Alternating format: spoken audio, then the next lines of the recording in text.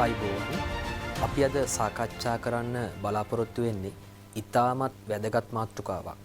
ඒ තමයි කොහොමද ව්‍යාපාරයක ආදායම හඳුනාගන්නේ කියන එක.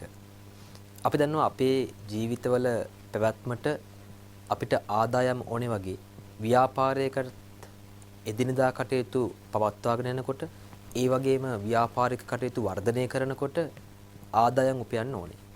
අන්න ඒ උපයන ආදායම හඳුනාගන්නේ කොහොමද කියන එක තමයි අද අපි සාකච්ඡා කරන්නේ. මේ සඳහා අදාළ වෙන නිපුණතාවය තමයි 11.9. ඒ තමයි අයභාරය හඳුනා ගැනීම සඳහා ගිණුම් තැබීම. මේ මාතෘකාව අවසානයේ ඔබට හැකි වෙන්න ඕනේ අයභාරය නිර්වචනය කරන්න. ඒ වගේම ඔබට හැකි වෙන්න ඕනේ අයභාරය සඳහා අදාළ වෙන ගිණුම් කරන ප්‍රමිතියට අනුව අපිට භාවිත කරන්න තියෙන පියවර පහේ ආකෘතිය පැහැදිලි කරන්න. ඒ අනුව පියවර පහේ ආකෘතිය අදාළ කරගෙන කෙසේද අයභාරය හඳුනාගන්නේ කියන එක පැහැදිලි කරන්න ඔබට හැකි වෙන්න ඕනේ. අපි මුලින්ම බලමු මේ අයභාරය කියන්නේ මොකක්ද කියලා. ඔබට පේනවා මේ සටහනේ ආදායම කොටස් දෙකකට බෙදලා තියෙනවා. ඒ තමයි අයභාරය සහ ලාභ. එතකොට ආදායම අපි නිර්වචනය කරනවා මතක ඇති වත්කමක වැඩිවීමක ස්වරූපයෙන් හෝ වගකීමක අඩුවීමක ස්වරූපයෙන් හිමිකරුවන්ගේ දායකත්වයකින් තොරව කිසියම් කාලච්ඡේදයක හිමිකමේ සිදුවන වැඩිවීමක් ලෙස. මම හිතන්නේ මීට පෙර මාතෘකාවකදී අපි සාකච්ඡා කරා ආදායම නිර්වචනය කරන ආකාරය. අන්න ඒ ආදායමේ ප්‍රධාන කොටස් දෙකක් තියෙනවා. එක තමයි අයභාරය, අනිත් එක තමයි ලාභ. දැන් අයභාරය කියලා කියන්නේ ඕනෑම ව්‍යාපාරයකට තමන්ගේ සාමාන්‍ය ව්‍යාපාරික කටයුතු තියෙනවා. සිල්ලර වෙළඳ සැලක භාණ්ඩ විකුණුම් සහ භාණ්ඩ ගැනුම්. ඊළඟට කුලී රථ සේවා ආයතනයක කුලී රථ සේවා ලබා දීම, සේවක වැටුප් ගෙවීම වගේ ඕනෑම ව්‍යාපාරයකට තමන්ගේ සාමාන්‍ය ව්‍යාපාරික කටයුතු තියෙනවා. අන්න ඒ සාමාන්‍ය ව්‍යාපාරික කටයුතු වලින් උපයන ආදායමට කියනවා අයභාරය කියලා. ඒ කියන්නේ සිල්ලර වෙළඳසැලක විකුණුම් කියන්නේ අයභාරය. කුලී රථ සේවා ආයතනයක සේවා ආදායම කියන්නේ අයභාරය. ඒ නිසා ව්‍යාපාරයක සාමාන්‍ය ව්‍යාපාරික කටයුතු වලින් උපයන ආදායමට කියනවා අයභාරය කියලා. හැබැයි සාමාන්‍ය ව්‍යාපාරික කටයුතු වලින් පරිබාහිරවත් ආදායම් සහ ලාභ ලැබෙන්න පුළුවන්. හිතන්න. යම්කිසි ව්‍යාපාරයක ස්ථාවරවත්කමක් අපි කියනවා දීපල පිරිත උපකරණ අයිතමයක් කියලා. භාවිත කර තිබුණා. ඒ ස්ථාවරවත්කම අපි හිතමු යම් කාලයක් භාවිත කරලා වැඩි ගානකට වික්කා. ධාරණ වටිනාකමට වඩා වැඩි මුදලකට වික්කා. එතෙන්දී ඇති වුණා ලාභයක්. ඇයි? තිබුණ ධාරණ වටිනාකමට වඩා වැඩි මිලකට වික්කොත් එහෙම ඒ ස්ථාවරවත්කම ව්‍යාපාරයට ලාභයක් ඇති කරනවා. එතකොට ඒ ලාභය හැබැයි සාමාන්‍ය ව්‍යාපාරික කටයුතු වලින් ඇතිවෙච්ච ලාභයක්. ඇයි? ව්‍යාපාරය ස්ථාවරවත්කම් විකුණන ව්‍යාපාරයක් නෙමෙයි. එතකොට ඒ විච්ච ලාභය ආදායමේ කොටසක් වුණාට අයභාරය වෙන්නේ නැහැ. මම හිතන්නේ පැහැදිලි. ඒ නිසා ව්‍යාපාරයක සාමාන්‍ය ව්‍යාපාරික කටයුතු වලින් උපයන ආදායමට කිව්ව අයභාරය කියලා. සාමාන්‍ය ව්‍යාපාරික කටයුතු වලින් පරිබාහිරව උපයන ආදායමට ලාභ කිව්වා. ඒ නිසා ලාභ සඳහා උදාහරණ මම කිව්වොත් එහෙම ස්ථාවරවත්කම් විකිණීමේ ලාභ. එහෙම නැත්නම් දීපල පිරිත උපකරණ අයිතමයක් ප්‍රත්‍යාග්‍රහණය කරලා ඒකින් ඇතිවෙච්ච අතිරික්තයක් ඒකත් ලාභයක්. මෙන්න මේ ආදායම තුල තියෙන අයභාරයට තමයි අදාළ වෙන්නේ SLFRS 15 ශ්‍රී ලංකා මූල්‍ය වාර්තාකරණ ප්‍රමිතාංක 15 කියන ප්‍රමිතිය. එනිසා කතා කරන්න බලාපොරොත්තු වෙන්නේ මෙන්න මේ SLFRS 15 කියන ගිණුම් කරන ප්‍රමිතියට අනුව ව්‍යාපාරයක අයභාරය හඳුනාගන්නේ කෙසේද යන්න පැහැදිලි කරන්න. මීට පෙර මේ අයභාරය හඳුනා ගැනීම සඳහා තිබුණා LKAS 17 කියලා ගිණුම් කරන ප්‍රමිතියක්. අයභාරය කියලා ප්‍රමිතියක් තිබුණා. නමුත් ඒ ප්‍රමිතිය අහෝසි වෙලා 2018 4.1 සිට බලපැවැත්වෙන පරිදි අලුත් ප්‍රමිතියක් නව ප්‍රමිතියක් හඳුන්වා දුන්නා. ඒ තමයි SLFRS 15 ගනුදෙනුකරුවන් සමග කිවිසුම් වලින් ඇතිවන අයභාරය. මොකද්ද ගනුදෙනුකරුවන් සමග කිවිසුම් වලින් ඇතිවන අයභාරය? ඒ අනුව අපි කතා කරන්න බලාපොරොත්තු වෙන්නේ මෙන්න SLFRS 15 ගනුදෙනුකරුවන් සමග කිවිසුම් වලින් ඇතිවන අයභාරය ප්‍රමිතියට අනුව ව්‍යාපාරයක අයභාරය හඳුනාගන්නේ කෙසේද යන්න පැහැදිලි කරන්න. එතෙන්දී තියෙන විශේෂිතම ලක්ෂණය තමයි මේ ගිණුම් කරන ප්‍රමිතිය මගින් පියවර 5ක ආකෘතියක් හඳුන්වා දීම. අපි ඒකට කියනවා 5 steps model කියලා. ඒ පියවර 5 ඔබ අනිවාර්යයෙන්ම මතක තියාගන්න ඕනේ. ඒ පියවර 5 දිගේ යන්න ඕනේ අයභාරය හඳුනා ගැනීමේ ක්‍රියාවලියේදී. ඒකේ පළවෙනි පියවර තමයි ගනුදෙනුකරු සමග තියෙන කිවිසුම හඳුනා ගැනීම. දැන් ව්‍යාපාරයේ ආදායම් ලැබෙන්නේ ගනුදෙනුකරුවන්ගෙන්, කස්ටමර්ස්ලාගෙන්. ඒ ගනුදෙනුකරුත් එක්ක කිවිසුමක් ඇති වෙනවා. අපි මේවා දීර්ඝ වශයෙන් කතා කරනවා. නමුත් දල වශයෙන් පළවෙනි පියවරේදී අපි බලන්න ඕනේ ගනුදෙනුකරු සමග තියෙන කිවිසුම කුමක්ද කියලා. ඒ කිවිසුම හඳුනා ගන්න ඕනේ. කිවිසුම හඳුනාගත්තට පස්සේ දෙවෙනි පියවර වෙන්නේ ඒ කිවිසුමේ තියෙනවා කාර්ය සාධන බැඳීම්. සරලව කිව්වොත් ව්‍යාපාරයේ පොරොන්දු වෙච්ච දේවල් තියෙනවා. භාණ්ඩ විකිණීමට පොරොන්දු වුණා. සේවා සැපීමට පොරොන්දු වුණා. අන්න ඒ වගේ පොරොන්දු වීම තියෙනවා. ඒවට කියනවා කාර්ය සාධන බැඳීම් කියලා.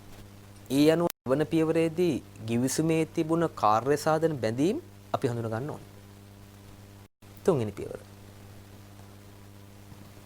ඒ කාර්ය සාධන බැඳීම් ඉටු කරනකොට ගනුදෙනුවට මිලක් තීරණය කරනවා. ප්‍රයිස් එකක්. අන්න ඒ ගනුදෙනුවේ මිල තීරණය කරන්න ඕනේ. ඒක තමයි පියවර අංක 3. පියවර අංක 4 තමයි ගනුදෙනුවේ තීරණය කරපු මිල හඳුනාගත් කාර්ය සාධන බැඳීම් අතර බෙදා වෙන් කරන්න ඕනේ.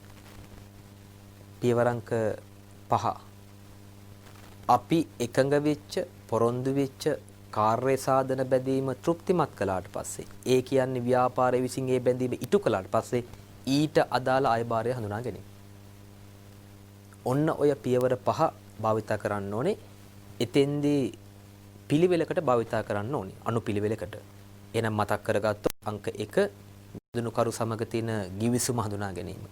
අංක 2 එම කිවිසුමේ තියෙන කාර්ය සාධන බැඳීම් හඳුනා ගැනීම. 3 ගනුදෙනුවේ මිල තීරණය කිරීම. 4 ගනුදෙනුවේ මිල කාර්ය සාධන බැඳීම් අතර බෙදා වෙන් කිරීම. 5 කාර්ය සාධන බැඳීම තෘප්තිමත් වූ පසු ඊට අදාළ භාරය හඳුනා ගැනීම. අපි දැන් මේ එකිනෙක පියවර දීර්ඝ වශයෙන් කතා කරමු. දැන් මෙතෙන්දී මතක තියාගන්න ඕන දෙයක් තමයි සාමාන්‍ය විකුණුම් ගනුදෙනුවකදීත් මේ ටික මෙහෙමම වෙනවා. සිල්ලර දෙයක ගනුදෙනුකරුවෙක් භාණ්ඩ ටිකක් ගන්න આવොත් එහෙම එතනත් කිවිසුමක් ඇති වෙනවා. මොකද භාණ්ඩ ගන්න කැමති, භාණ්ඩ දෙන්න කැමති, ඒ නිසා කිවිසුමක් ඇති වෙනවා. එතන පොරොන්දුවක් තියෙනවා භාණ්ඩ ටික දෙනවා. එතන ගනුදෙනුවේ මිලක් තියෙනවා. ඒ මිල අර බැඳීමට පොරොන්දු වීමට වෙන් කරලා තියෙනවා. ඊට පස්සේ ඒ භාණ්ඩ තොගය දුන්නට පස්සේ විකුණුම්කරු විසින් අයභාරය හඳුනා ගන්න ඕනේ. එනිසා මේක සාමාන්‍ය විකුණුම් ගනුදෙනුවකට වගේම ටිකක් සංකීර්ණ විකුණුම් ගනුදෙනුවකට. උදාහරණයක් ලෙස අපි හිතමුකෝ යන්ත්‍රයක් විකුණනවා කියලා. අපි හිතමුකෝ වටිනාකම ටිකක් වැඩි විදුලක යන්ත්‍රයක් විකුණනවා කියලා. එතකොට ඒ වගේ සංකීර්ණ විකුණුමකටත් මේ ප්‍රමිතිය අදාළ වෙනවා. එහෙනම් අපි බලමු එකිනෙක පියවර සාකච්ඡා කරන්න. පියවර අංක 1 ඔබට මතක ඇති ගනුදෙනුකරු සමග තියෙන කිවිසුම හඳුනා ගැනීම. දැන් ව්‍යාපාරය සහ ගනුදෙනුකරු අතර විකිණීමේ ගනුදෙනුවක් සිදු වෙන්න යන්නේ. එතෙන්දී අපි ව්‍යාපාරය සහ ගනුදෙනුකරු තියෙන කිවිසුම හඳුනා ගන්න ඕනේ. ඒක ඒකට අපි කියනවා කොන්ට්‍රැක්ට් එකක් කියලා. ගිවිසුමක් කියන්නේ මොකද්ද? ගිවිසුමක් කියන්නේ ඒ ගිවිසුමේ අයිතීන් තියෙනවා, රයිට්ස්. ඒ වගේම බැඳීමක් තියෙනවා, ඔබ්ලිගේෂන්ස් තියෙනවා. අන්න ඒ වගේ අයිතීන් සහ බැඳීම් නිර්මාණය වන ආකාරයේ පාර්ශව දෙකක් හෝ ඊට වඩා වැඩි ගණනක් අතර ඇතිවන සරල ගිවිසුමක් ගත්තොත් විකුණුම්කරු සහ ගැනුම්කරු පාර්ශව දෙකයි. සමහර අවස්ථාවල ගැනුම්කරු විකුණුම්කරු වගේම තවත් තුන්වන පාර්ශවයක් ඉන්න. ඒ නිසා පාර්ශව දෙකක් හෝ ඊට වඩා වැඩි පිරිසක් අතර ඇතිවන එකඟතාවයක් තමයි ගිවිසුමක් කියන්නේ. එහෙනම් ගිවිසුමක් කියන්නේ අයිතීන් වගේම බැඳීම් නිර්මාණය වන ආකාරයේ පාර්ශව දෙකක් හෝ ඊට වඩා වැඩි ප්‍රමාණයක් අතර ඇතිවන එකඟතාවයක්. ඒක බලාත්මක කරන්න පුළුවන් එකක්. ඒ කියන්නේ යම් හේකින් ගිවිසුම කඩ කළොත් එහෙම නීති ඉදිරියට යන්න පුළුවන්. ඒක තමයි බලාත්මක කළ හැකි කියලා කියන්නේ. ඔය ගිවිසුම ඇති වෙන්න පුළුවන් ආකාර තුනක් තියෙනවා. එක තමයි ඒ ගිවිසුම ලිඛිතව ඇති වෙන්න පුළුවන්. මම ඉස්සෙල්ලා කතා කරා මේ ප්‍රමිතිය සරල විකිණීමක් වගේම සංකීර්ණ විකිණීමකට අදාළ කරගන්න පුළුවන් කියලා. එතකොට අර සංකීර්ණ වත්කමක් විකුණුවොත් එහෙම අපි කිව්වොත් එහෙම වටිනාකම වැඩි මිලියන ගාණක් වටින විදුලි ජනක යන්ත්‍රයක් වික්කොත් එහෙම එතෙන්දි බොහෝ විට ගැනුම්කරු සමග ගිවිසුම ඇති කරගන්නේ ලිඛිතවනේ. written agreement එකක් අපි පවත්වා ගන්නවා. මොකද ඒකේ වටිනාකම වැඩි ප්‍රමාණාත්මකයි. ඒ නිසා බොහෝ විට ලිඛිත ගිවිසුම අනුගමනය කරනවා. නැත්නම් භාවිත කරනවා. හැබැයි සමහර අවස්ථාවල ඒ විකිණීම සරල විකිණීමක් නම් බොහෝ විට ලිඛිත ගිවිසුමකට යන්නේ නැහැ. ඒ ගිවිසුම වාචිකව වෙන්නේ. වචනෙන් එකඟ වෙනවා භාණ්ඩය විකුණන්න. නැත්නම් සේවය සපයන්න. එහෙමත් නැත්නම් ව්‍යාපාර පරිචයක්. අපි කියනවා බිස්නස් එකේ ප්‍රැක්ටිස් එකක්. කාලාන්තරයක් තිස්සේ කරගෙන ආපු දෙයක්. එතන ලිඛිත ගිවිසුමකුත් නැහැ, වාචිකව එකඟ වෙන්නෙත් නැහැ. නමුත් අපි ඒක ඉටු කරනවා. යම් කිසි ගනුදෙනුකරුවෙකුට අපි හැමදාම පුරුද්දක් වශයෙන්, භාවිතයක් වශයෙන් එහෙම නැත්නම් අපි කියන්නේ පරිචයක් මගින් අපි ඒ භාණ්ඩය විකුණනවා. එහෙම නැත්නම් ඒ සේවය දෙනවා. ඒ නිසා මේ ගිවිසුම ඇති වෙන්න පුළුවන්. එක්කෝ ලිඛිතව, එක්කෝ වාචිකව නැත්නම් ව්‍යාපාර පරිචයක් ලෙස. බිස්නස් ප්‍රැක්ටිස් එකක් ලෙස. හැබැයි ඔය ගිවිසුම අපි මේ සාකච්ඡා කරන ප්‍රමිතිය ඒ තමයි SLFRS 15. ඒ ප්‍රමිතියේ විෂයපතයට ස්කෝප් එකට වැටෙන්න නම් යටත් වෙන්න නම් ඒ ගිවිසුම තුල මෙන්න මේ කරුණු සියල්ලම ඇතුළත් වෙන්න ඕනේ. අපි බලමු යම්කිසි ගිවිසුමක් SLFRS 15 විෂයපතයට වැටෙන්න ඒ ගිවිසුමේ තියෙන්න ඕන නිර්ණායක නැත්නම් කරුණු මොනවද කියලා. අංක 1. ඒ ගිවිසුමේ වාණිජමය හරයක් තියෙනවා. ඒ කියන්නේ කොටින්ම ව්‍යාපාරික කටයුත්තක් තියෙනවා. ලාභ ලැබීමේ ආර්ථික කටයුත්තක් තියෙනවා. හුදෙක් එකඟ වීමක් ගිවිසුමක් නෙමෙයි. අපි දන්නවා ව්‍යාපාරවල තියෙනවා බොහෝ විට ව්‍යාපාරික රැස්වීම් මීටින්ග්ස්. යම් කිසි පාර්ශ්වයක් එක මෙන්න මේ දවසේ මෙන්න මේ වෙලාවේ අපි හමු වෙමු. එතරම් පොඩි ගිවිසුමක් ඇති වෙන්නේ. හැබැයි ඒ ගිවිසුමේ වාණිජමය හරයක් නැහැ.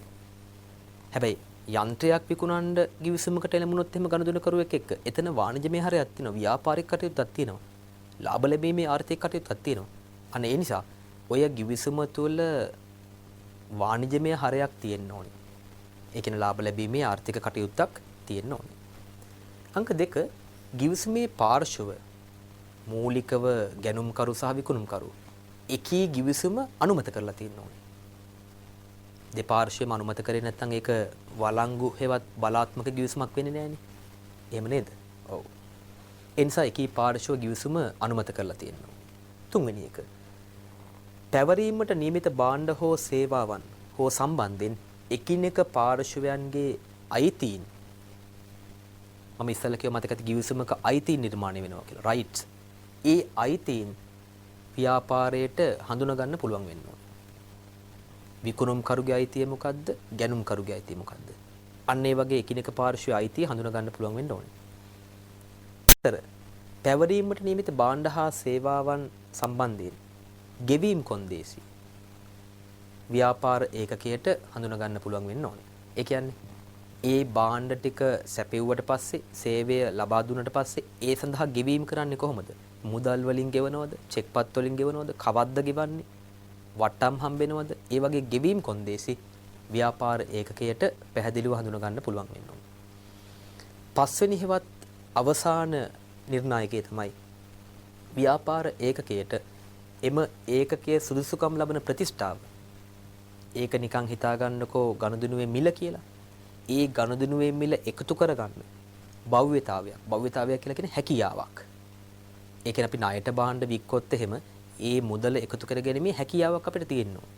හැකියාවක් තිබුණ නැත්නම් ඒ අයබාරය අපිට හඳුනා ගන්න බෑනේ. නේ හැකියාවක් නැති කෙනෙකුට අපි ණයට වික්කොත් එහෙම අපිට ඒක ලැබෙන්නේ නැහැ. ඒ නිසා කපා හරින්න වෙනවා. ඒ නිසා ඒ ප්‍රතිෂ්ඨාව හේවත් මිල එකතු කරගැනීමේ හැකියාවක් හේවත් භව්‍යතාවයක් තියෙනවා. කරුණු පහක් මම කිව්වා. එක තමයි ගිවිසුමේ වාණිජමය හරයක් තියෙන්න ඕනේ. අංක දෙක තමයි එකී ගිවිසුම පාර්ශ්ව විසින් අනුමත කරලා තියෙන්න ඕනේ. අංක 3 තමයි ඒ ගිවිසුමේ තියෙන අයිතීන් හඳුනා ගන්න පුළුවන් වෙන්න ඕනේ. අංක 4 තමයි ගෙවීම් කොන්දේසි පැහැදිලිව හඳුනා ගන්න පුළුවන් වෙන්න ඕනේ. පස්වෙනි එක තමයි ඒ මිල නැත්නම් ප්‍රතිෂ්ඨාව එකතු කර ගැනීමට භව්‍යතාවයක් තියෙන්න ඕනේ. ඔන්න ඔය නිර්ණායක පහම ඉටු වුණොත් ඒ ගිවිසුම අයබාරය හඳුනා ගැනීම සඳහා පළවෙනි පියවර ලෙස අනුගමනය කරන්න පුළුවන්. භාවිත කරන්න පුළුවන්. අපි හිතමු යම් හේකින් ඔය පියවර එකේ තියෙන ගිවිසුමක තියෙන නිර්ණායක වලින් පහම ඉටු වෙන්නේ නැහැ කියලා. පහම ඉටු වෙන්නේ නැහැ. අපි හිතමුකෝ 1 2 3 5 කියන නිර්ණායක ටික ඔක්කොම ඉටු වෙනවා. හැබැයි ගෙන්නේ කොහොමද කියලා තාම එකඟ වෙලා නැහැ. පැහැදිලිද? අපි හිතමුකෝ වාණිජමය හරයක් තියෙනවා, අයිතීන් දන්නවා, ඊට පස්සේ අනුමත කරලා තියෙනවා සහ ලැබෙන බවක් දන්නවා. හැබැයි ගෙවන්නේ කොහොමද කියලා තාම එකඟ වෙලා නැහැ. ඒතර මේ කොන්දේසි පහම ඉටු උනේ නැත්තම් අයබාරය හඳුනා ගන්න බෑ. එතකොට අපි මේ ගිවිසුම පැත්තකට දානවද? නැහැ. අපි කවදා හරි දවසක මේ නිර්ණායක පහම ඉටු වෙනවද කියලා බලාගෙන ඉන්නවා. ඒ ගිවිසුම අයබාරය හඳුනා ගැනීමට භාවිත කරන්න. කවදා හරි දවසක මේ නිර්ණායක පහම ඉටු වුණාට පස්සේ ඒ ගිවිසුම ගන්නවා අයබාරය හඳුනා ගැනීමේ ක්‍රියාවලියට. ඒ නිසා මේ නිර්ණායක පහම ඉටුන්න ඕනේ. යම් හේකින් පහම ඉටුනේ නැත්තම් අපි පසු කාලිනව ඒ නිර්ණායක ඉටු වෙනවද කියලා බලන්න. පියවරංක එකේමයි තාමත් අපි ඉන්නේ. මම ඉස්සෙල්ලා කිව්වා ගිවිසුමට එළඹීම මගින් ව්‍යාපාර ඒකකයට ගනුදෙනුකරුගෙන් ප්‍රතිෂ්ඨාවක් කියන්නේ අපි ඉංග්‍රීසි වලින් කියනවා කන්සිඩරේෂන් එකක් කියලා. සරලවම ගනුදෙනුවේ මිල. ඒ මිල ලබා ගැනීමට අයිතියක් ලැබෙනවා. දැන් හිතන්නකෝ මම විකුණුම් කරුණම් භාණ්ඩ ටිකක් මම වික්කොත් ඒ භාණ්ඩ වලට අදාළ විකුණුම් මිල මට ලබා ගන්න අයිතියක් හම්බ වෙනවනේ. ගනුදෙනුකරු ගෙවෙන්නේ නැත්නම් මට නීති ඉදිරියට යන්න පුළුවන්. ඒ නිසා අයිතියක් රයිට් එකක් මට හම්බ වෙනවා.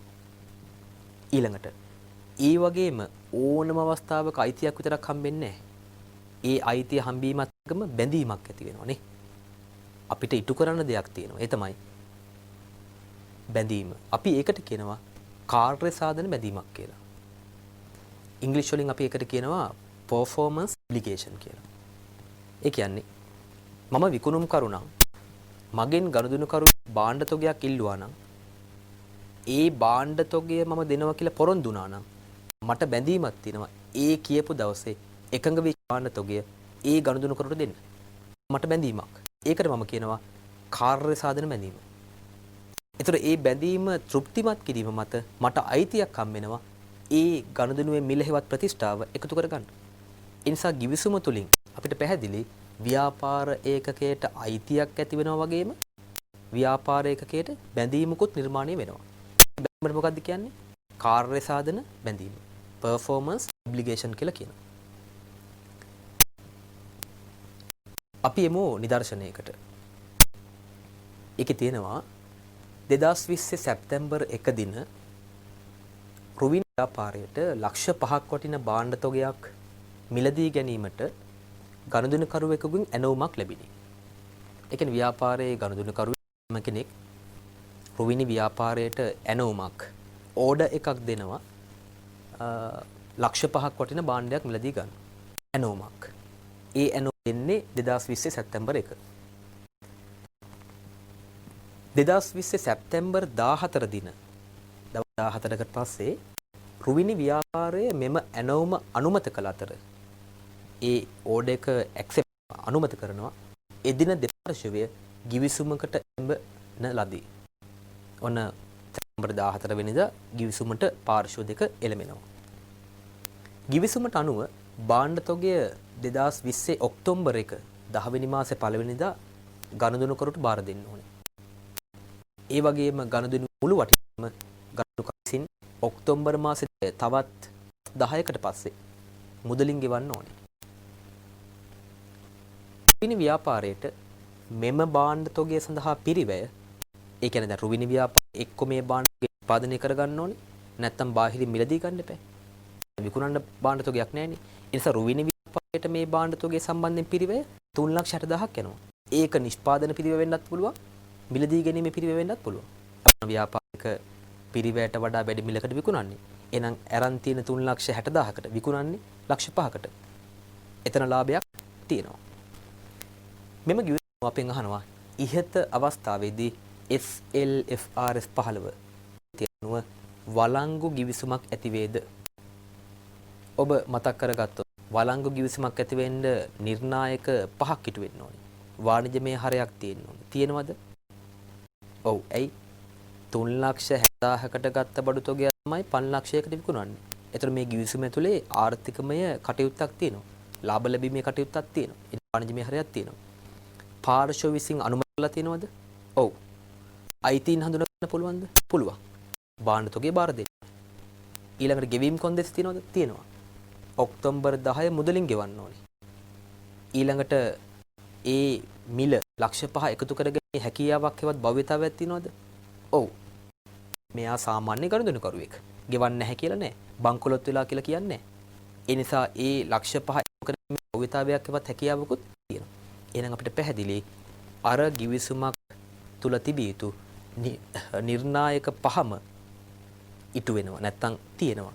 ඒ නිසා මේ ගිවිසුම SFRS 15 විෂය පතයට අනුව වළංගු ගිවිසුමක් වෙනවා. නිසා පිළිතුර වෙන්නේ ඔව්. ප්‍රශ්න අංක 2 අපෙන් අහනවා ව්‍යාපාරයේ සහ ගනුදෙනු අතර ගිවිසුම වෙන දවස. ඒක ඇනෝම ලැබිච්ච දවසද? ගිවිසුම මත කරපු දවසද? එහෙම නැත්නම් භාණ්ඩ තොගය බාර දෙන්න එකඟ වෙච්ච දවසද? මුදල් ගෙවුව දවසද? හිතන්න. ඇනෝම ලැබිච්ච දවසද? ගිවිසුමට එළඹිච්ච දවසද? භාණ්ඩ තොගය බාර දෙන දවසද? මුදල් ගෙවීමට එකඟ වෙන දවසද? බොහොම පැහැදිලි. අපෙන් අහන්නේ ප්‍රශ්නය ගිවිසුම ඇතිවන දිනය. එහෙනම් ගිවිසුම ඇති වෙන්නේ සැප්තැම්බර් මාසේ 14 වෙනි දින. ඇනෝම අනුමත කර එදින දෙපාර්ශ්ව විසින් මේ ගිවිසුමට එළඹෙනවා. ඇනෝම ලැබෙච්ච දවස නෙමෙයි. භාණ්ඩ බාර දෙන දවසත් නෙමෙයි. පසුව මුදල් ගෙවන දවසත් නෙමෙයි. ඇත්තටම දෙපාර්ශ්වයේ ගිවිසුමට එළඹෙන දවස. එහෙනම් පිළිතුර වෙන්න ඕනේ සැප්තැම්බර් මාසේ 14 වෙනිදා. අපෙන් අහනවා ප්‍රශ්න අංක 3.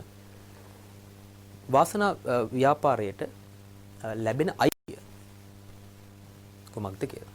මම කිව්වා ගිවිසුමකින් අයිතියක් ලැබෙනවා ඒ වගේම බැඳීමකුත් ඇති වෙනවා කියලා. අයිතිය තමයි මේ භාණ්ඩ තොගයේ බාර දීම මත බාර දෙන්නේ ඔක්තෝබර් මාසේ 1 වෙනිදා. බාර දීම මත රුපියල් 5,00,000ක් වටින ප්‍රතිෂ්ඨාව හෙවත් මිල එකතු කර ගැනීමට ලබා ගැනීමට අයිතියක් හම්බ වෙනවා. රයිට් එකක් හම්බ වෙනවා. එහෙනම් අයිතිය තමයි භාණ්ඩ තොගය බාර දීම මත 5,00,000ක ප්‍රතිෂ්ඨාව ඔක්තෝබර් මාසේ 10 වෙනිදා ලබා ගැනීමට අයිතියක් හම්බ වෙනවා. මොකද ගිවිසුමේ තියෙන ඔක්තෝබර් මාසේ 10 වෙනිදා තමයි මුදල ගෙවන්නේ. ඊට පස්සේ අහනවා බැඳීම මොකක්ද කියලා. බැඳීම. මම කිව්වා ගිවිසුමක අයිතියක් වගේම බැඳීමකුත් නිර්මාණය වෙනවා. බැඳීම තමයි අපි එකඟ වුණා ඔක්තෝබර් මාසේ 10 වෙනිදා භාණ්ඩ තොගය බාර දෙන්න. එහෙනම් ව්‍යාපාරයට තියෙන බැඳීම තමයි ඔබ්ලිගේෂන් එක තමයි ඔක්තෝබර් මාසේ 1 වෙනිදා එකී භාණ්ඩ තොගය එකී ගනුදෙනුකරුට බාර දෙන එක. එහෙනම් බොහොම පැහැදිලි මේ ගිවිසුම වළංගු ගිවිසුමක් වෙනවා. ඒ වගේම මේ ගිවිසුමේ ඇතිවන දවස සැප්තැම්බර් 14 අයිතිය තමයි ඔක්තෝබර් මාසේ 10 වෙනිදා මේ මුදල ලබා ගැනීමට අයිතියක් තියෙනවා. බැඳීම තමයි ඔක්තෝබර් මාසේ 1 වෙනිදා මේ එකඟ විච්ච භාණ්ඩ තොගය ගනුදෙනු කරුට ලබා දෙන එක. මම හිතන්නේ පළවෙනි පියවර ගැන අවබෝධයක් ලැබෙන්නේ නැති, පැහැදිලි වෙන්නේ නැති. අපි එනවා පියවර අංක 2ට. පියවර අංක 2 ඔබ මතක් කරගත්තොත් එහෙම ගිවිසුමේ ඇතුළත් කාර්ය සාධන බැඳීම් හඳුනා ගැනීම. ගිවිසුමේ තියෙන කාර්ය සාධන බැඳීම් මම සරලව හැඳින්වුවා. කාර්ය සාධන බැඳීමක් කියන්නේ පොරොන්දු වීමක්. අපි ගතේ දේවල් සිදු කරනවා. පොරොන්දු වීමක්. ඒ නිසා මෙන්න මේ කාර්ය සාධන බැඳීම මෙන්න මෙහෙම නිර්වචනය කරන්න පුළුවන් ප්‍රමිතියට අනුව ගිවිසුමක් තුළ තියෙන ගනුදෙනු කරුට භාණ්ඩ හෝ සේවාවන් පැවරීමේ පොරොන්දු වීම promises අන්න ඒවට තමයි අපි කියන්නේ කාර්ය සාධන බැඳීම් performance obligations කියනවා. දැන් ඔබ හිතන්න ගිවිසුමක් තුළ කාර්ය සාධන බැඳීම් එකක්ද වෙන්න පුළුවන් එකට වඩා වැඩි වෙන්න පුළුවන්ද? ගිවිසුමක් තුළ කාර්ය සාධන බැඳීම් එකක් තියෙන්න පුළුවන්. එකට වඩා වැඩියෙන් තියෙන්න පුළුවන් නේද? උදාහරණයක්. අපි හිතමුකෝ අපෙන් ඇවිල්ලා සිල්ලර වෙළඳසැලක ගනුදෙනු කරුවෙක් සීනි කිලෝ එකක් ඉල්ලනවා. එතන බැඳීම් තියෙන එකයි. මොකද්ද? සීනි කිලෝ එකක් බාදීම.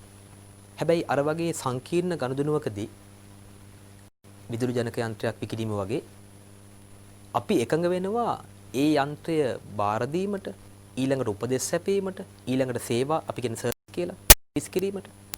ඒ බැඳීම් ගොඩක් තියෙන්න පුළුවන්. ඒ නිසා ගිවිසුමක් තුළ කාර්ය සාධන එකකට වඩා වැඩියෙන් තියෙන්න පුළුවන්. මම හිතන්නේ පැහැදිලි. මේ කාර්ය සාධන බැඳීම් අපි කොටස් දෙකකට බෙදනවා. දැන් මතක් කර කාර්ය සාධන බැඳීම කියද්ද ගිවිසුම තුළ ඇතුළත් ගනුදෙනු කරුට භාණ්ඩ හෝ සේවා පැවරීමේ පොරොන්දු වීම promises. ඒ කාර්ය බැඳීම් කොටස් දෙකකට බෙදනවා අපි. අංක 1 තමයි සමහර කාර්ය සාධන බැඳීම් තියෙනවා ඒවා එකිනෙක සම්බන්ධයි. මේක හොඳට තේරුම් ගන්න ඕනේ.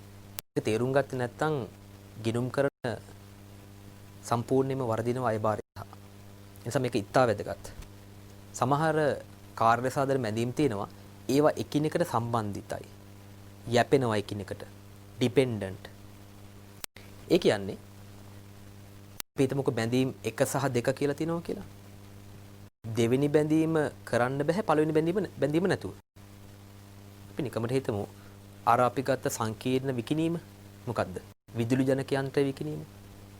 දැන් මම මේ කතා කරන්නේ පුංචි විදුලි ජනක යන්ත්‍රයක් නෙමෙයි. ඒ කියන්නේ අර සාමාන්‍යයෙන් ඕනම කෙනෙකුට ගිහිල්ලා ප්ලග් කරලා එහෙම නැත්නම් ඒක ස්ටාර්ට් කරලා පාවිච්චි කරන එකක් නෙමෙයි. ආයතනයකට වගේ ගන්න ටිකක් විශාල පරිමාණ විදුලි ජනක යන්ත්‍රයක්. දැන් ඒ යන්ත්‍රය සවි කරන්න ඕනේ. හරි ඒ කියන්නේ ලබා දීලා සවි කරන්න ඕනේ. ඒ වගේ මේක ඉන්ස්ටොලේෂන් එක. එහෙම නැත්නම් ස්ථාපනය කිරීම කරන්න ඕනේ. එතන බැලුවීමට බැඳීම් දෙකක් තියෙනවා. යන්ත්‍රය බාර ගන්න ඕනේ. ඒ වගේ මේකේ ඉන්ස්ටොලේෂන් එකක්. එහෙම නැත්නම් ස්ථාපනය කිරීමකුත් තියෙනවා. එතන මේ බැඳීම් දෙකක් තිබුණාට ඒ දෙක දැඩි ලෙස බැඳිලා නේ තියෙන්නේ. ඒ කියන්නේ ඒ විදුලි ජනක යන්ත්‍රය ස්ථාපනය ඉන්ස්ටොලේෂන් එක කරන්න අපිට පාවිච්චි කරන්න බෑ. නේද? විදුලි ජනක යන්ත්‍රය ස්ථාපනය කරන්න නැතුව පාවිච්චි කරන්න බෑ අපිට. ඒකට හැකියාවක් අපිට ගැනුම් කරුට නැහැ. නේ ඒකට අවශ්‍ය තාක්ෂණික දැනුම අනිකුත් සම්ප්‍රදාය ගව නැහැ. ඒ නිසා ඒක ඉන්ස්ටොලේෂන් එක කරන්න නැතුව නැත්නම් ස්ථාපනය කරන්න නැතුව අපිට පාවිච්චි කරන්න බෑ. එහෙනම් ඒ ගිවිසුමේ බැඳීම් දෙකක් තිබුණාට මොනවද බැඳීම් දෙක? යන්ත්‍රය බාර දීම සහ සවි කරලා ස්ථාපනය කිරීම කියන බැඳීම් දෙකක් තිබුණාට දෙක එකිනෙකට මොකද වෙන්නේ? එකිනෙකට බැඳිලා තියෙන්නේ. පැහැදිලි නේද? එතකොට ස්ථාපනය කරන්න නැතුව යන්ත්‍රය පාවිච්චි කරන්න බෑ. ඒස එකිනෙකට බැඳිලා තියෙන්නේ. ඒ වගේ බැඳීම් වලට එනවා එකිනෙකට යැපෙන නැත්නම් සම්බන්ධිත බැඳීම් කියලා. තවත් සමහර බැඳීම් තියෙනවා එහෙම එකිනෙකට සම්බන්ධ වෙලා නැහැ. ඒ කියන්නේ එක බැඳීමක් අපිට ඉටු කරන්න පුළුවන් දෙවෙනි බැඳීම නැතුව පළවෙනි බැඳීමට අදාළව වත්කම් පාවිච්චි කරන්න පුළුවන්. මම උදාහරණයක් ගන්නම්. අපි හිතමු අපි විදුලි ජනක යන්ත්‍රය ගන්නවා. මම එකම උදාහරණයක් ගන්න පහසු වෙන්න. එතකොට ඒ විදුලි ජනක යන්ත්‍රයට සර්විස් එක අපි හිතමු වාර්ෂිකව ඇනුවල් සර්විස් එකක් අපි ගන්න බලාපොරොත්තු වෙනවා ගැනුම්කරුගේ පැත්තේ. එතකොට විදුලි ජනක යන්ත්‍රය මිලදී ගැනීම කියන එක බැඳීමක්. ඒ කියන්නේ විකුණුම්කරුගේ පැත්තෙන් විදුලි ජනක යන්ත්‍රය ලබා දීම කියන එක බැඳීමක්. සවි කරලා දෙනවා ස්ථානය කරනවා ඒවත් ඇතුළුව. ඒ වගේම වාර්ෂිකව සේවා සැපීම කියන එක තවත් බැඳීමක්. දැන් ඔබටත් අත්දැකීම් ඇති බොහෝ විට ඔබගේ දෙමව්පියන්ට අත්දැකීමක් ඇති. ඕන්නම් ඔය වත්කම ගන්න පුළුවන් අපිට සර්විස් එක එපා කියලා. සමහර වත්කම් ගන්නවා AC වගේ වත්කම් ගන්නවා සමහර ඒවා. අපිට සර්විස් එක එපා. අපි සර්විස් කරගන්න. සමහර විදුලි උපකරණ එහෙම ගන්නවා ව්‍යාපාරයේ ඒ තාක්ෂණික දැනුම ඒ හැකියාව තියෙනවා නම් ඒක අපි කරගන්න. අපිට එපා කියලා. එතකොට ඒ සේවය කියන එක ලබා ගන්න නැතුව අපිට මේ ඒ වත්කම ගන්න පුළුවන්.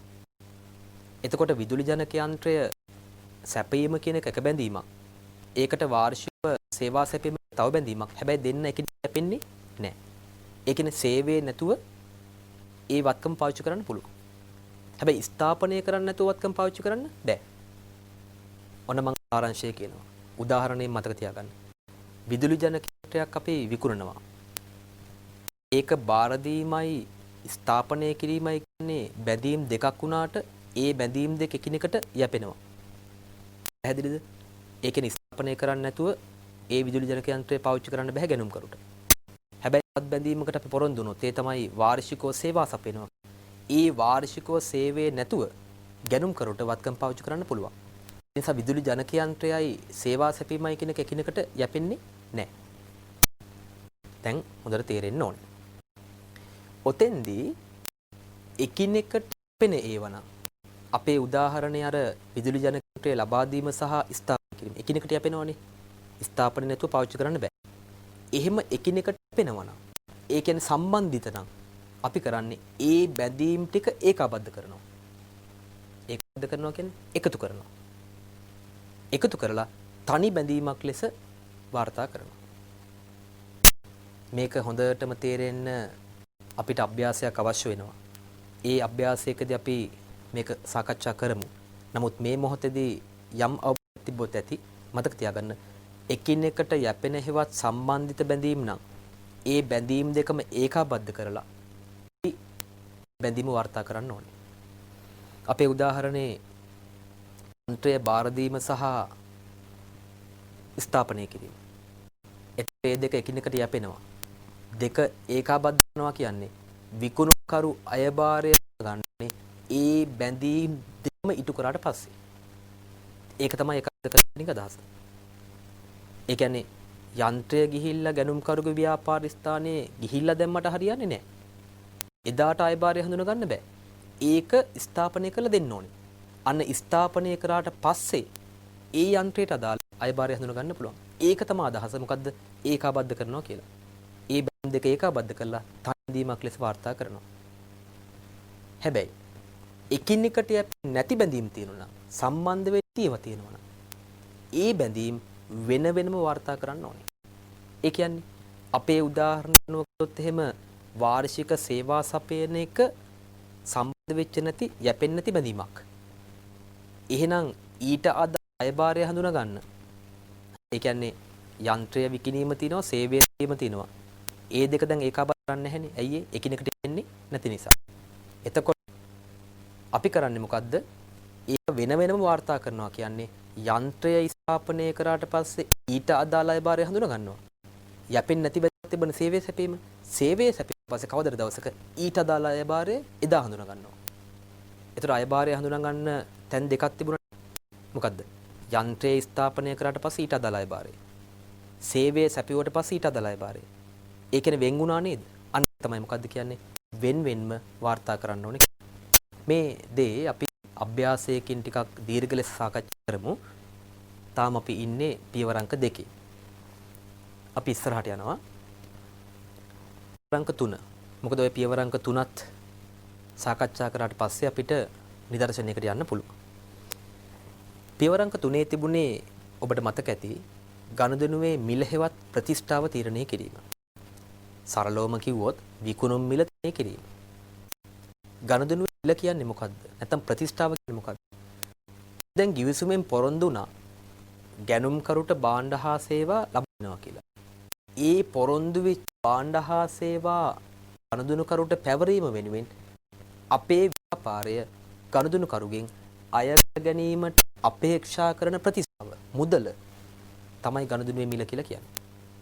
අපි සීනි කිලෝ එකක් වික්කොත් අපි ඒ ගනුදෙනුකරුගෙන් අපේක්ෂා කරනවා සීනි කිලෝ එකේ මිල. ඒක තමයි ගනුදෙනුවේ මිල. සංකීර්ණ ගනුදෙනුවකදී යන්ත්‍රයක් වික්කොත් එහෙම ඒ යන්ත්‍රය විකුණලා ගනුදෙනුකරුගෙන් ලබා ගන්න අපේක්ෂා කරන මිලක් තියෙනවා. ඒක තමයි ගනුදෙනුවේ මිල. එනිසා මේක සතුව මතක තියාගන්න. පොරොන්දු වෙච්ච භාණ්ඩ හා සේවා ගනුදෙනුකරුට පැවරීම නිසා පැවරීම මගින් ව්‍යාපාරය ඒ ගනුදෙනුකරුන් එකතු කර ගැනීමට අපේක්ෂා කරන ප්‍රතිෂ්ඨාවට අපි කියනවා ගනුදෙනුවේ මිල කියලා. ඔය මිල බොහෝ විට ස්ථාවර මිලක්. ස්ථාවරයි කියන්නේ මොකද්ද? වෙනස් වෙන්නේ නැහැ කියන එක. ස්ථාවරයි කියන්නේ වෙනස් වෙන්නේ නැහැ කියන එක. ඒ කියන්නේ දැන් අපි සීනි කිලෝ එකක් වික්කොත් එහෙම අපි අය කරන මිල වෙනස් වෙන්නේ නැහැ. ඒ කියන්නේ ගනුදෙනුකරු අනුව එහෙම නැත්නම් වෙනත් කොන්දේසියක් මත වෙනස් වෙන්නේ නැහැ නේ සාමාන්‍යයෙන්. ඒ නිසා මේ මිල ස්ථාවරයි. හැබැයි සමහර අවස්ථාවල වෙනස් වෙන්නත් පුළුවන්. අපි කියනවා අපි ණයට භාණ්ඩේ විකුණන්නම්. හැබැයි අනාගතයේ ඊළඟ මාසය තුල ආර්ථිකයේ පොලි අනුපාතය වැඩි වුණොත් නැත්නම් විදේශ විනිමය අනුපාතය වුණොත් ඒ වගේ මොන හරි කොන්දේසියක් හිටුනොත් එimhe අපිට තව වැඩිපුර ගාණක් ඕනේ. ගනුදෙනුකරුට අපි ණයට භාණ්ඩේ විකුණනවා. අපි කියනවා ඊළඟ මාසය තුල ඒවා ගෙවන්න ඕනේ. හැබැයි මේ මාසෙ යනකොට පොලි අනුපාතය වැඩි වෙලා තිබුණොත් විනිමය අනුපාතය වැඩි වෙලා තිබුණොත් උද්දමන අනුපාතය වැඩි වෙලා තිබුණොත් ඕනම සාධකයක් මොනවා හරි සාධකයක් වෙනස් ඒ මත ගෙවලා වෙනස් වෙනවා නම් ඒකට කියනවා වෙනස් වෙන ප්‍රතිෂ්ඨාවක් එවත් මිල කියලා. ඒ වෙනස් වෙන ප්‍රතිෂ්ඨාව එවත් මිලට කියනවා විචල්්‍ය ප්‍රතිෂ්ඨාව කියලා. විචල්්‍ය කියන එක අදහස මොකද්ද? වෙනස් වෙනවා කියන එක. පැහැදිලිද? එතකොට ගනුදෙනුවේ මිල සාමාන්‍යයෙන් මොකද්ද වෙන්නේ?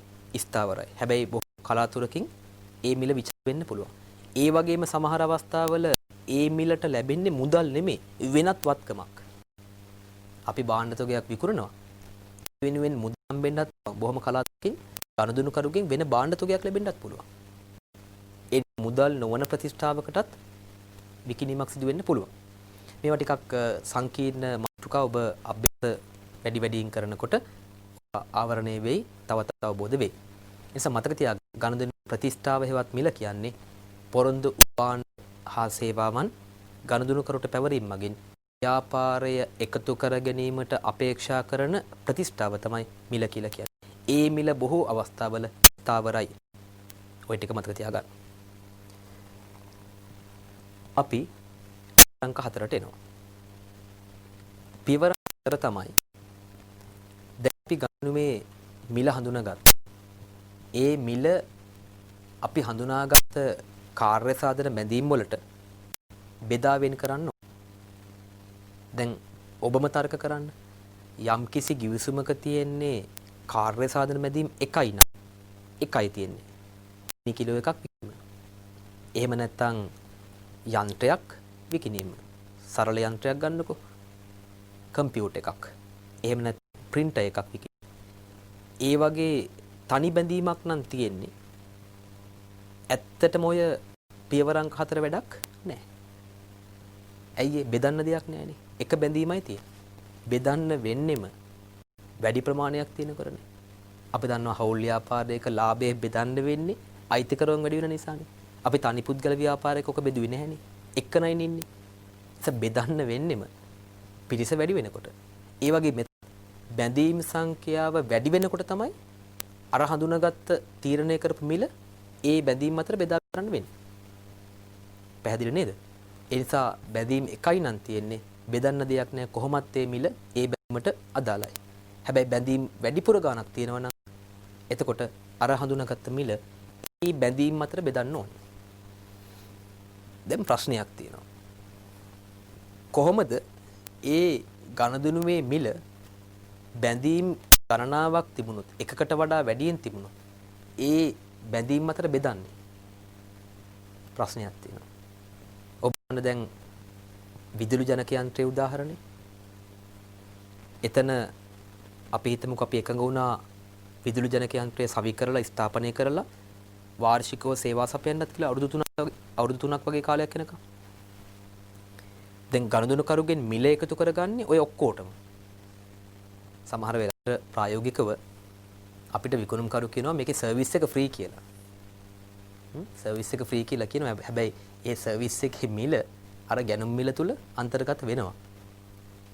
ප්‍රායෝගිකව බලන්න පුළුවන් අපිට.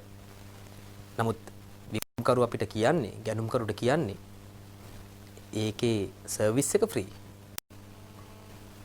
හැබැයි සර්විස් එකේ එහෙම නැත්නම් සේවා සඳහා මිල අර ගැනුම් මිල තුල අන්තර්ගත වෙනවා. හරිද? දැන් ඒ වගේ අවස්ථාවක අපි කොහොමද ඒ ගනුදෙනුවේ මිල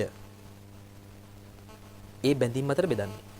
මං ඉලක්කමක් ගත්තොත් එහෙම විදුලි ජනක යන්ත්‍රය සැපීම සහ වාර්ෂිකව අවුරුදු 3ක් දක්වා සේවා සැපීම සඳහා අය කරන මුළු ප්‍රතිෂ්ඨාව අපි හිතමුකෝ මිලියන 5යි කියලා.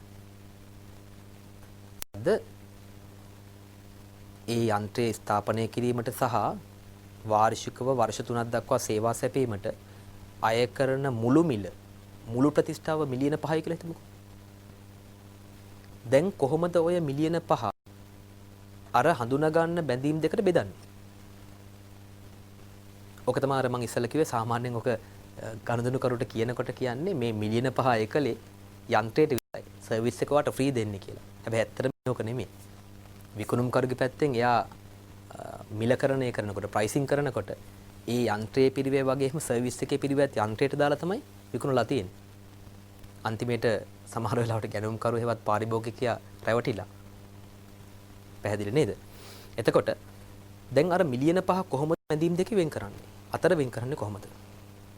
ඒක තමයි අපිට තියෙන ප්‍රශ්නේ. ඒක වෙන් කරන්නේ මෙන්න මේ පදනම මත.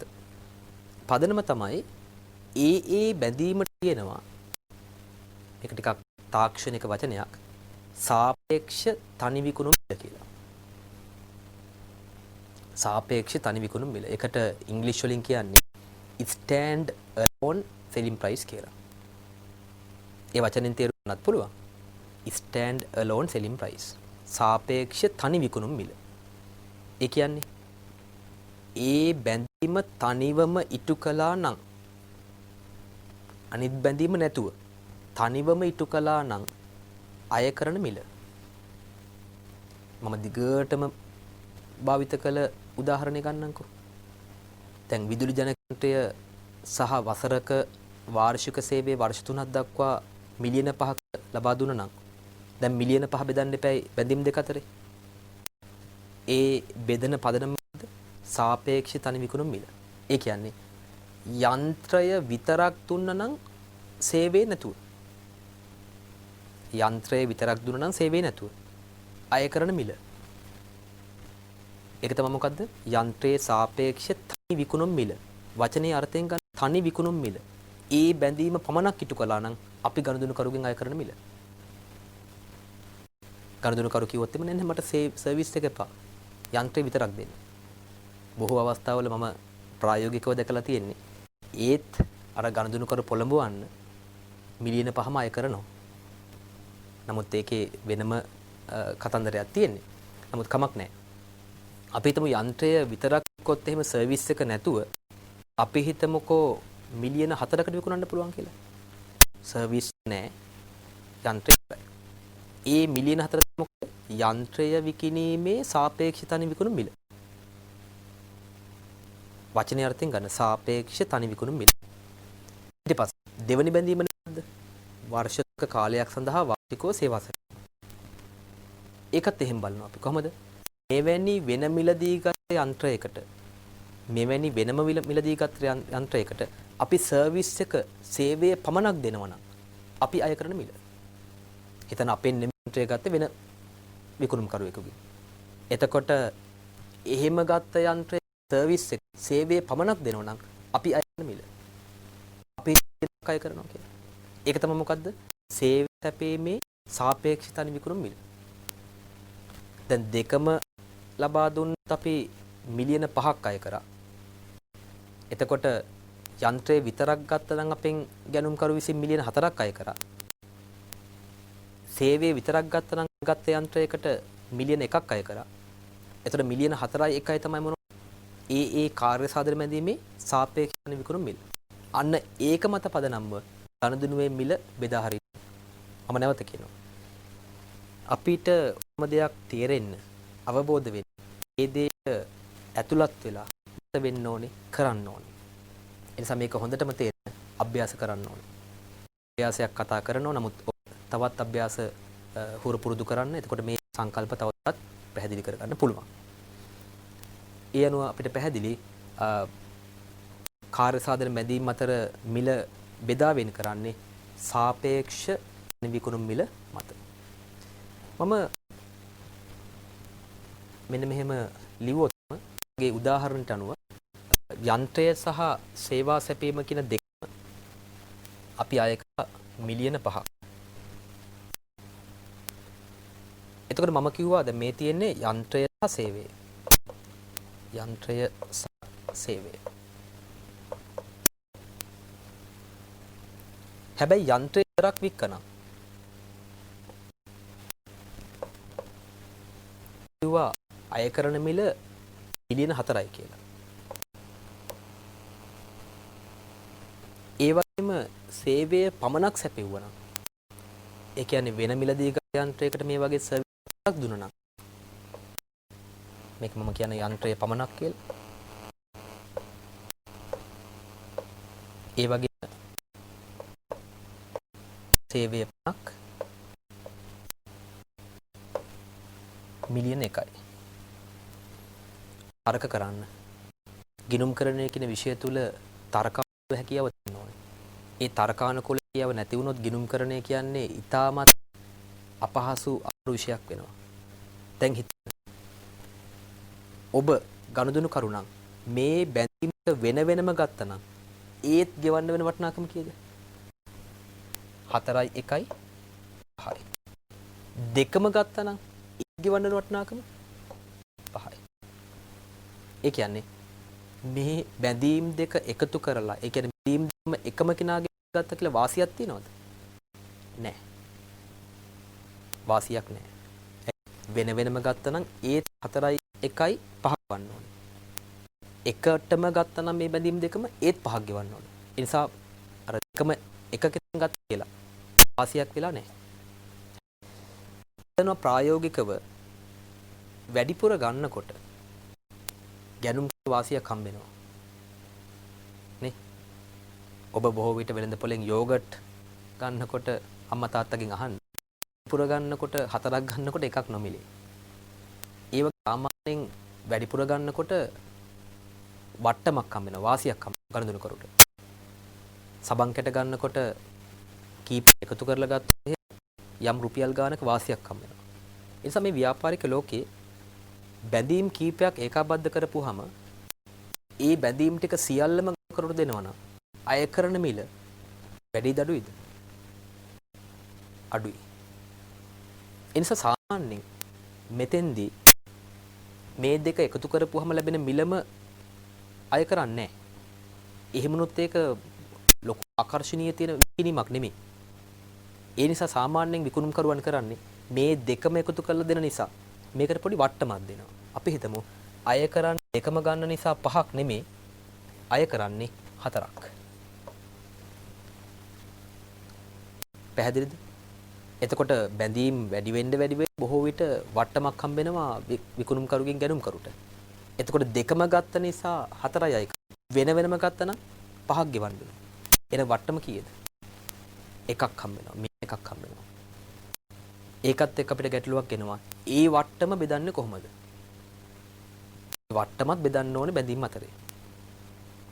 ඒ නිසා මෙතන මතක තියාගන්න අපි ඉන්නේ පියවර අංක 4. ඉදි ගනුදෙනුවේ මිල බැඳීම් වලට බෙදා වෙන් කරනකොට බෙදන්න වෙන්නේ ඒ බැඳීමේ සාපේක්ෂ තනි විකුණු මිල මත. එතෙන්දී වට්ටමක් හිමි වෙන්නත් පුළුවන්. හරිද? මම සංකීර්ණ දෙයක්ත් කතා කරොත් එහෙම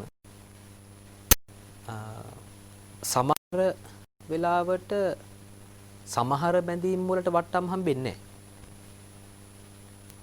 හැබැයි සමහර බැඳීම් වලට වට්ටම් හම්බ වෙනවා.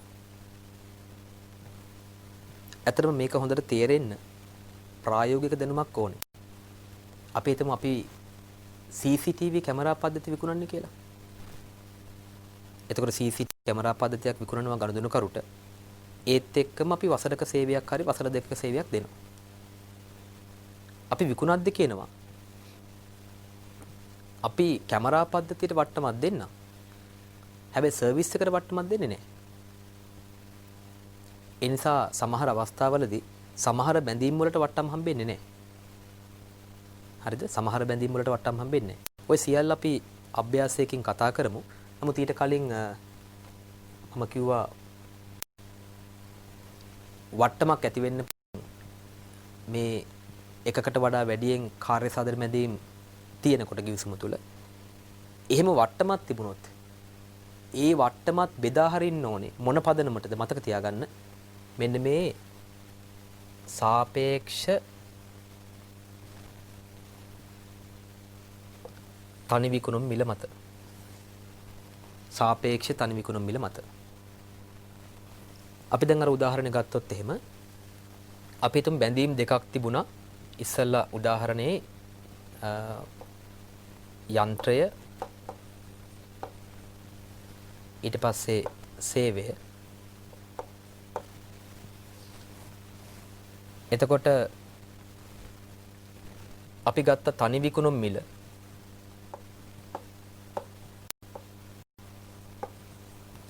මම කිව්වා යන්ත්‍රය විතරක් සැපෙව්වොත් එහෙම මිලියන 4ක් අය කරනවා කියලා. සේවය විතරක් තනියම ගත්තොත් මිලියන 1ක් අය කරනවා කිව්වා. එතකොට වෙන වෙනම ගත්තනම් අපිට ගනුදෙනුකරුගෙන් 5ක් ලැබෙන්න ඕනේ. මිලියන 5ක් ලැබෙන්න ඕනේ. හැබැයි ගනුදෙනුකරුවෙක් මේ දෙකම ගන්නවා. හරි. එතකොට අපි අය කරන්නේ මිලියන 4යි කියලා හිතමු. මිලියන 4යි කියලා හිතමු. එතකොට මේ මිලියන 4 කොහොමද මේ දෙන්න අතර බෙදන්නේ? පළවෙනි බැඳීම සහ දෙවෙනි බැඳීම අතර බෙදන්නේ කොහොමද? ඒ බෙදන එක තමයි කියන්නේ වෙන් කිරීම කියලා නේ. ගනුදෙනුවේ මිල බැඳීම් අතර වෙන් කරන්න ඕනේ. වෙන් කිරීම.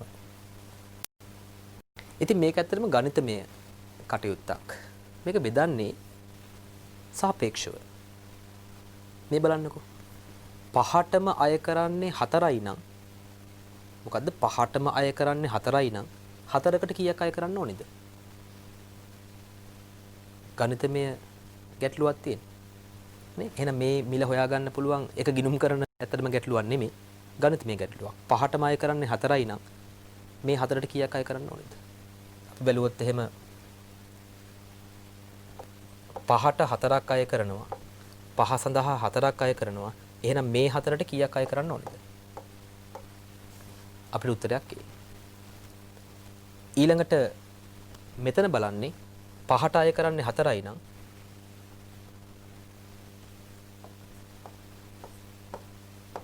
එකට කීයක් අය කරන්න ඕනද? ඔබ බැලුවොත් එහෙම මේක කැල්කියුලේට් එක එහෙම නැත්නම් වෙනත් මොනවා හරි ගණනය කිරීමේ යන්ත්‍රයක ගණනය කරලා ඔබට හම්බෙයි 4 බෙදීම 5 කියන්නේ 0.8යි නේද? 40 ඉදුවත් 5න් 8යි වගේ 0.8යි නෙන්නේ. ඒත් 0.8න් වැඩි කරොත් එහෙම මෙතන 0.8යි 0.8න් 4 වැඩි කරොත් එහෙම 3.2යි.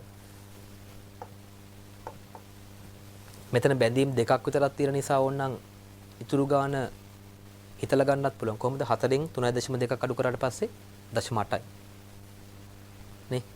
එහෙම නැත්නම් මේ අනුපාතයෙන් වැඩි පුළුවන්. 4 බෙදීම 5 කියන්නේ 0.8යි. 0.8 වැඩි කිරීම 1 කියන්නේ 0.8ක් එනවා. මොකද දැන් තේරෙන්න ඕනේ මේ සාපේක්ෂ තනි විකුණුම් මිල පදනම් කරගෙන තමයි අපි මේ ගනුදෙනුවේ මිල 7 කියන එක බෙදුවේ මේ බැඳීම් දෙක අතරේ. එතෙන්දී මම කිව්වා සමහර අවස්ථාවල වට්ටම් හිමි නොවෙන්න පුළුවන් සමහර බැඳීම් වලට.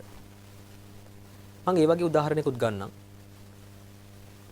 අපි හිතමු මෙන්න මේ වගේ අවස්ථාවක්. බැඳීම් දෙකක් තිබුණා යන්ත්‍රය සහ සේවා සැපීම. ඒ වගේ තනි විකුණුම් මිල තිබුණ සාපේක්ෂව 4:1යි. සාපේක්ෂ තනි විකුණුම් මිල 4:1යි. එතකොට 5යි. හැබැයි මේ බැඳීම් දෙකම ගනුදෙනු කරු ගත්ත නිසා අපි අය කරන්නේ 4යි. දැන් මේ 4 බෙදනකොට අපි හිතමු අපිට කියනවා සේවය සඳහා නම් වට්ටම් දෙන්නේ නැහැ. සේවය සඳහා වට්ටම් දෙන්නේ නැහැ. එන සේවය සඳහා වට්ටම් දෙන්නේ නැත්තම් නේ මෙතන වට්ටමක් දීලා තිනෝනේ. 1.8ක් අඩු කරාම 0.2ක වට්ටමක් දීලා තියෙනවා. මෙතන 4.3.2ක් අඩු කරපුවාම 3.2ක් අඩු කරාම 1.8ක 8ක වට්ටමක් දීලා තියෙනවා. හැබැයි මෙතන අපිට කිව්වොත් එහෙම කිවිසුමේ සේවා සඳහා වට්ටමක් දෙන්නේ නැහැ කියලා. එහෙනම් මෙයාට අය කරන්නේ 1යි. වට්ටමක් දෙන්නේ නැහැ. පැහැදිලිද? එතකොට මේ සේවයට වට්ටමක් දෙන්නේ නැහැ. එහෙනම් ඒ සේවයේ සැපෙවුවට පස්සේ හඳුනාගත යුතු අය බාරේ කීයද? 1යි. එහෙමනම් ඉතින් මේ ඉතුරු බැඳීම් හොයාගන්න පුළුවන් නේ කොහොමද? 4න් එකක් සේවය නම් යන්ත්‍රයට 3ක් වෙන් වෙන්න ඕනේ. ඔන්න ඔහොම සංකීර්ණ අවස්ථා තියෙන්න පුළුවන්. එතන තියෙන ගණිතමය ගැටලුවක් මිසක් ගිණුම් කරන ගැටලුවක් නෙමෙයි. ඒ නිසා ගැටලුව හොඳින් අවබෝධ කරගෙන අපි ගනුදෙනුවේ මිල ඒ බැඳීම් අතර බෙදා වෙන් කරන්න ඕනේ. දැන් මෙහෙම බෙදන්නේ ඇයි? ඕනම දෙයක් කරනකොට අරමුණක් තියෙන්න එපා. ඒ වගේ මේ බෙදුවේ ඇයි? බෙදුවේ ඇයි? මේ දෙක එකිනෙකට වෙන් වූ යැපෙන්නේ නැති බැඳීම්. නේ? යැපෙන්නේ නැති බැඳීම්. හරි? යන්ත්‍රය සහ සේවය කියන්නේ. එහෙනම් මම කිව්වා යැපෙන්නේ නැති බැඳීමක් නම් වෙනම වාර්තා කරන්න ඕනේ. ඒක තමයි මේ කලේ. එහෙනම් හිතන්න විකුණුම්කරු යම් කිසි දවසක යන්ත්‍රය සපයනවා සහ ස්ථාපනය කරනවා. එහෙනම් මට කියන පළවෙනි උදාහරණය මගේ යන්ත්‍රය පෙව්වනම් විකුණුම්කරු හඳුනාගත යුතු අයබාරය කීයද? යන්ත්‍රය සැපෙව්වනම් විකුණුම්කරු හඳුනාගත අයබාරය 3.2යි. ඊට පස්සේ අපි හිතමුකෝ යම් කිසි මොහොතක සේවය සැපෙව්වා කියලා. එහෙනම් හඳුනාගත යුතු අයබාරය 0.8යි. ඒක තමයි වින් වෙන්ව වාර්තා කරනවා කියලා කියන්නේ. දෙවෙනි උදාහරණය. දෙවෙනි උදාහරණේ බැඳීම් දෙකයි එකිනෙකට යැපෙන්නේ නැති ඒවා. සේවය කියන්නේ යන්ත්‍රය කියන්නේ. එතකොට එකිනෙකට යැපෙන්නේ නැති ඒවා. ඒ නිසා යන්ත්‍රය සැපෙව්වට පස්සේ 3ක අයබාරයක් හඳුනා ගන්න. කවදරි දවසක සේවය සැපෙව්වට පස්සේ 1ක අයබාරයක් හඳුනා ගන්නවා. ඉතින් මේ අනුව අපි කතා කරා පියවරංක 4 දක්වා. හැබැයි අභ්‍යාස කතා කරේ නැහැ. මම බලාපොරොත්තු වෙනවා මේ මාතෘකාවෙම ඊළඟ වැඩසටහනේදී පියවරංක 5 ඇතුළුව නිදර්ශන ගණනාවක් සාකච්ඡා කරන්න. එතෙක් ඔබ සැමට ආයුබෝවන්.